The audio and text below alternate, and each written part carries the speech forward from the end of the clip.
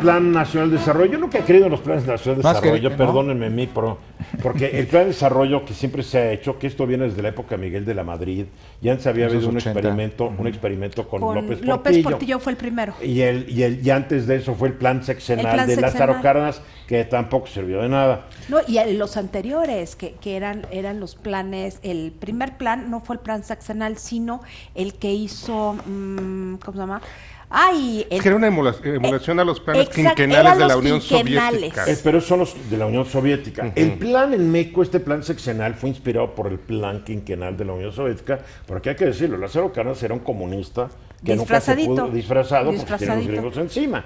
Ok, entonces digo, ¿ustedes han visto los presidios de los partidos? Sí, ¿cómo no? Eso lo imitaron del Partido Comunista de la Unión Soviética.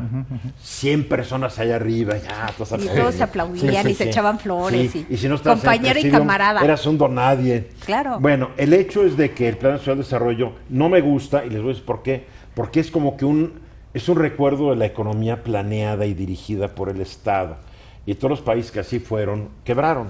Yo te voy a decir por qué sí me gusta. Bueno, a ti te gusta. ¿Por qué te gusta? Porque traza las metas y objetivos de una administración pública. No, en general. O sea, yo creo que sí debes de tener cada cambio de gobierno metas y objetivos claros que te distingan y que los hagas propios y explícitos. Porque si no, ¿cómo vas a hacer políticas públicas? Tú estaría muy bien. Es que yo soy administradora pública. Pero tú estaría muy bien si funcionara. Claro, pero tienes que tener objetivos claros y tienen que ser expresados. Pero no deberían ser estos bodoques, yo no creo que sino es un plan nacional de desarrollo. Yo creo que es sencillas. por dependencia y... Por supuesto, pero tienen que ser cosas muy sencillas. Bueno, es más un discurso político, ¿no? Entonces, ahora ya hay un plan nacional de desarrollo que el presidente sacó inspirado en el plan del Partido Liberal, el Partido Liberal de 1900 y pico, y el de Lázaro Cárdenas. Bien. Bueno, pero ya está. Mira, el Plan Nacional de Desarrollo. Eso me preocupa más. Oye, el Plan Nacional de Desarrollo a mí sí me gusta en principio porque es un aspecto constitucional que te obliga a que cada gobierno que tiene que hacerlo. Un mensaje político. Y tiene que haber un mensaje político. Y luego también hay una ley de planeación que por obligación tiene que hacerlo el gobierno en turno. Entonces, y ahí jurídicamente, desde mi punto de vista, a mí se me gusta. Y fue una puntada de Miguel de la Madrid. Ya somos dos. Sí, pero que si queremos. Oye, pero antes de Miguel de la Madrid no existía. Si esto no nos hagamos guajes. No nos hagamos guajes. Pero mira, Eduardo, hoy ya se publica en el Diario Oficial de la Federación este Plan Nacional de Desarrollo del actual gobierno 2019-2024. ¿Y te gustó? Bien. Sí, me gusta porque hay un tema que se ha hablado mucho de la Guardia Nacional, el tema de seguridad, la inseguridad y todo esto. Y me parece a mí que de años atrás se ha dejado mucho lo que es las cárceles. Las cárceles se ha perdido, el sistema penitenciario está ahí olvidado desde mi punto de vista. Hay una sobrepoblación en las cárceles, ¿no? Una falta de alimentación en las cárceles. No hay suficiente... ¿Tú sabes por qué no les dan de comer? No lo sé, Eduardo. Te voy a decir. No es que no les den, sino es que no tienen buena alimentación. No, pero es porque no alcanza. Porque una cárcel está presupuestado para 800 presos. Entonces vamos a darles la comida de 800 presos. No es que hay 1600. Entonces les dan la mitad del rancho. La mitad, por eso ves que la gente va llevando, los parientes sigan con su comida y de repente pues meten un celular para que te extorsionen o meten una droga para que la venda. Claro, o sea, para el negocio. Es un desorden las para el ambulantaje Hablan muy mal de los gobiernos de México. A ver qué dice entonces el Plan Nacional de Desarrollo en esta parte justamente te habla de la recuperación y dignificación de las cárceles, ¿no? Habla de las graves distorsiones que hay y que enfrenta el sistema penal en el sistema penitenciario en México, entre otras tantas cosas. Por ejemplo, estamos hablando de la alimentación, lo que es parte también en donde se habla de mafias dentro de las propias cárceles. Son los que manejan las cárceles. Ese es otro gran... ¿Te acuerdas que hace mucho tiempo te hablaban de la cárcel, te extorsionaban por teléfono? No sé si lo siguen haciendo, no sé si lo siguen haciendo, ¿no? Pero por lo general no haberlo hecho porque había eliminadores de señales. Pero entonces, nadie los quiso poner. Sí, entonces, porque la corriente va hasta arriba, ¿eh? Sí, claro. Entonces, ese era un tema muy importante en este caso, sobre todo en el Plan Nacional de Desarrollo. ¿Cómo se va a recuperar el tema fundamental que siempre se ha planteado, Eduardo, que es la reinserción social? Creo que ahí es donde... La rehabilitación del reinserción, criminal, ¿no? porque hoy se habla o sea, es que a la persona que sale de la cárcel, obviamente tenga y esté reinsertado en la sociedad, ¿no? Que tenga el trabajo, que tenga un respeto, que tenga justamente esos derechos que cualquiera de nosotros, las personas que estamos fuera de las cárceles, los tenemos, ¿no? Entonces, creo que aquí hay un tema tema que el actual gobierno, desde mi punto de vista, sí lo menciona en el Plan Nacional de Desarrollo, pero en toda la discusión que hemos escuchado de todos estos días, no se ha mencionado desde mi punto de vista absolutamente nada. ¿Qué es lo que se va a hacer? ¿Cuál es hay nuestra insensibilidad de la clase política ante una realidad de cientos de miles de mexicanos que están en la cárcel, y la mayoría pues no tuvieron dinero para contratar a Juan Collada. Es por pobreza, no por delito. ¿Sí? O por un delito que viene de la pobreza. Claro. Sí, o una mala integración, inclusive a veces el procedimiento, ¿no? Yo he tenido en lo particular alumnos que han estado al interior de una cárcel, han salido ya reinsertados, y he platicado con ellos y de verdad todo lo que me comentan respecto a lo que ven en la cárcel para sobrevivir al interior es impresionante. Entonces, yo creo que ahí hay un tema muy interesante y muy importante, sobre todo también en materia de derechos humanos. ¿Qué es lo que va a hacer el actual gobierno respecto a las personas que están en un proceso, sujetas a un proceso, y otras personas que ya están sentenciadas en las cárceles? Sí, no tendrían por qué estar juntos en principio.